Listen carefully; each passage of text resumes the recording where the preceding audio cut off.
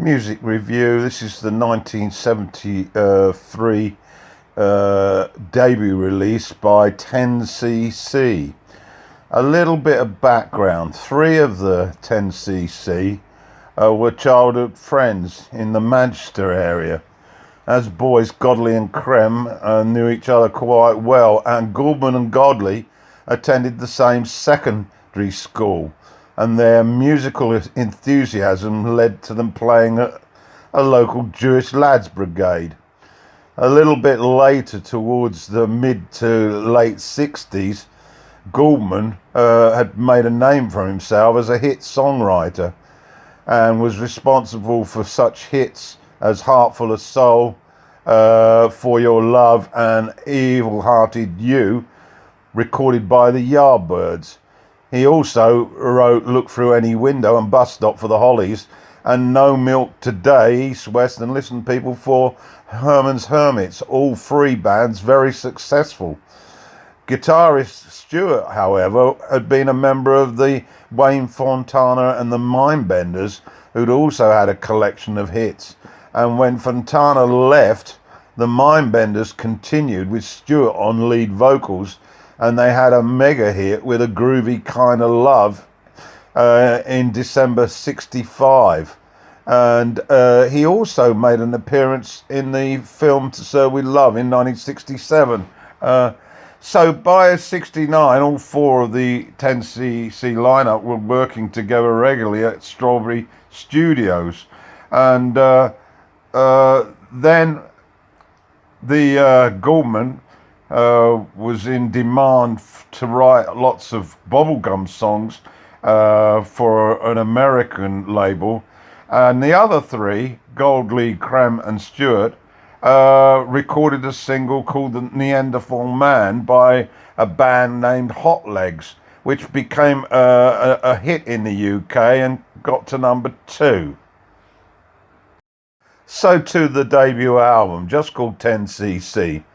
It launched the area of pop bubblegum music on the radio airwaves, and it went down a storm. These four hugely talented musicians, and they could all sing. So to the album then, track 1 kicked off with Rubber Bullets. It had a really skippy rhythm, some crazy lyrics, and was an instant hit. And it went to number 1 in the UK charts.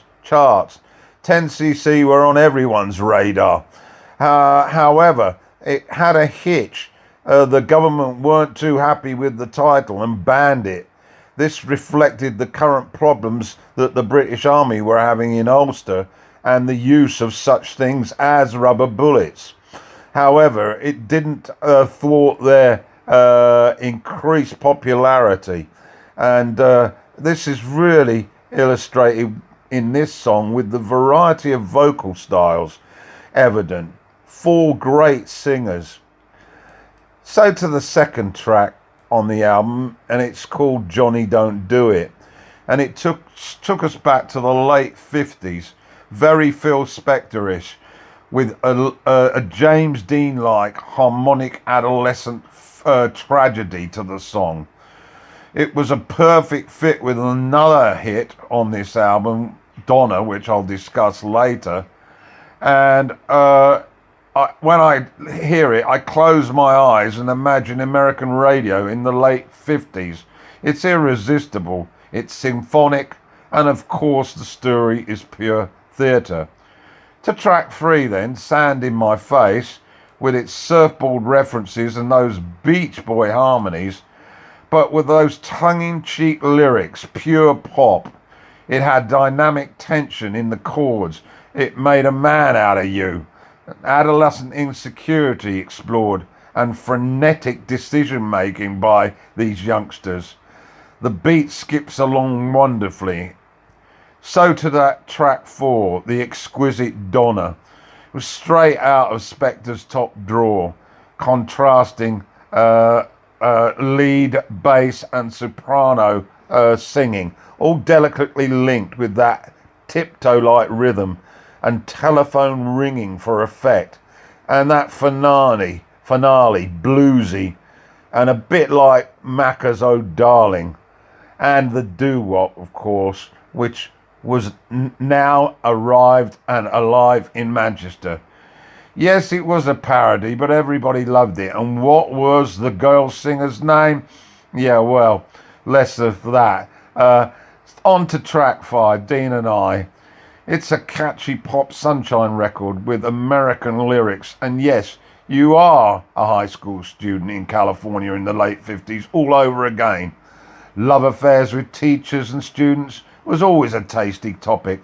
And the words just go through the teenage repertoire of First Love. Such a bubbly melody. Graduation and love. Will it last? So to track 6, Speed Kills. It's a swirling cacophony of guitars and those catchy lyrics again, and the topic, male testosterone at college.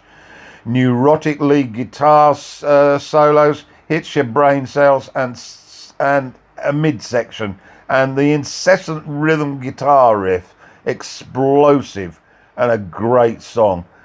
Next track up was Headline Hustler. It's a fast-driven riff with tasteful rhythm guitar and strident vocals, and a wicked chorus. Power pop, way before U2 invented the term. So to track 8, which is the Hospital song. And well, is it weird? A bizarre account of pre-death and being a patient, and those emotions of being sick with, of course, that touch of humour that hangs throughout 10cc's work. Its complex mood changes. The humour is surely a nod to Zappa.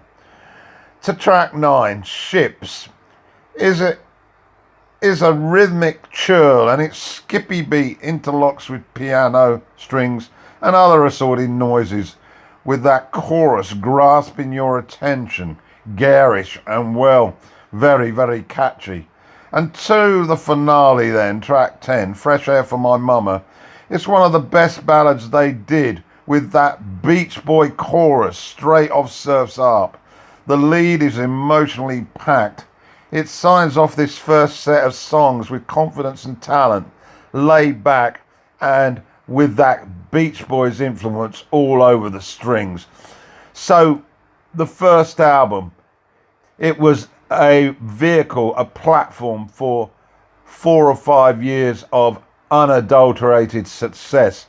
The following albums, Sheet Music, the original soundtrack, How Dare You, they were all 5-star. But this got it all going.